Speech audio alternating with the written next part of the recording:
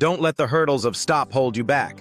Use these 4 methods to break through now. I talked about at the very beginning of the podcast is the feeling that we're not worthy of what we're doing. The feeling that we're our imposter, right? We are who we are, but are we really who we are? And that's something that's in our head. That's something that we stop ourselves from, because we all in one shape or form are imposters. So instead of thinking about it like it's such a negative thing, take it as a positive thing. Don't own something so negative that it's going to stop you. So you don't say, I have imposter syndrome. You replace that I with another word. If you replace that I with another word, you don't own something that's so negative. And that's what I've done too to get over my imposter syndrome.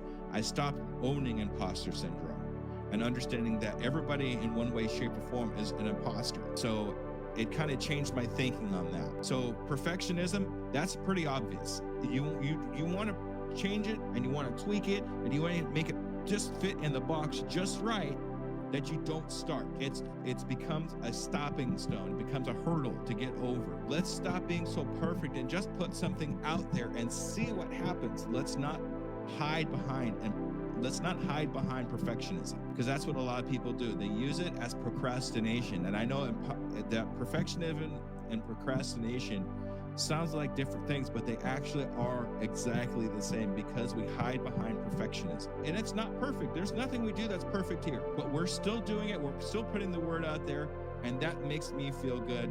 For you or anybody else that's putting something out there, even overcoming these problems they have, we are still doing it. Failure, I mean, failure and fear go together. They always go together. We are afraid to fail. So what I do is I think about different acronyms that I have for that.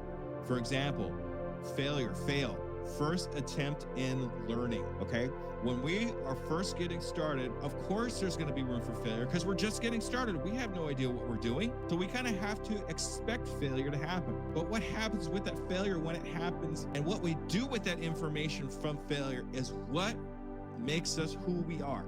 Do we throw our hands up and say, okay, I give up, I'm not going to do it? No, not if you're a true entrepreneur. Instead, you say, okay, this happened. What did I learn from this? So when I do something else, when I do my next entrepreneur adventure, how can I use that information from that failure so it doesn't happen again in my next entrepreneur adventure? So it's always about learning from our failures to keep us going. I actually welcome failure. I love failure, because I know that's something that's, okay, it happened. Now I know what not to do. That's almost as important as knowing what to do, right? So welcome failure. I know a lot of cultures and countries, and especially here, we kind of frown on failure. Like if we fail in class, I really think it's not so much as that as what did I learn how not to do something? I think it's just a better way of thinking about it. It's just not so negative.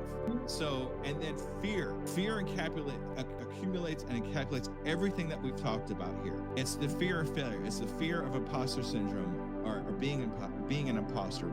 The fear of not putting out something perfect and nobody's going to like it because it's not perfect. Fear is the killer. So we need to get over that fear and understand on the other side of that fear is what our goal is. On the other side of that fear is our accomplishments. We have to get over that fear.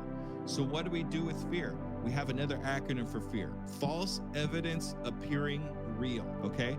The fear that we're experiencing is not a saber-toothed tiger that's going to bite us. It's nothing that's going to physically hurt us. It's all about what's up in here and how we deal with that fear. And we know that once we get over the hurdle of fear, on the other side of that hurdle is going to be greatness for ourselves. And the other side of that fear is going to be the abundance that we're looking for. The other side of that fear is going to be the greatness that we're looking for. So we have to make sure that when we do fear something, that we get over that fear. That fear is a doorway to success. So let's get through that doorway. Let's open that door. Let's get over that fear. Fear for me is like a teacher. If I'm scared of something, I'm going to do it because I want to see what's going to happen at the other side of that fear. I don't want to have the regret of not knowing what would have happened if I didn't do what that fear was telling me not to do. And that's pretty much everything in a nutshell.